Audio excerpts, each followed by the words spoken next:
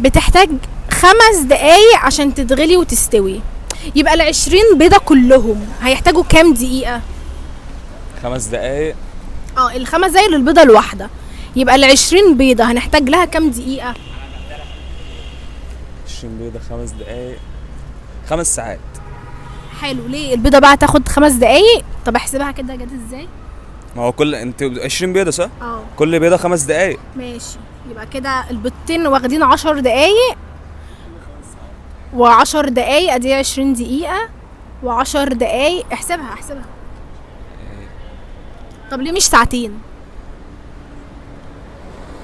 مش عارف والله. طب هقولك السؤال تاني، البيضة الواحدة بتحتاج 5 دقايق عشان تغلي وتستوي، ال20 بيضة هنحتاج فيهم كام دقيقة؟ كلهم 5 دقيقة بس نحسب بقى. عايز تحسب وانا احسب لك؟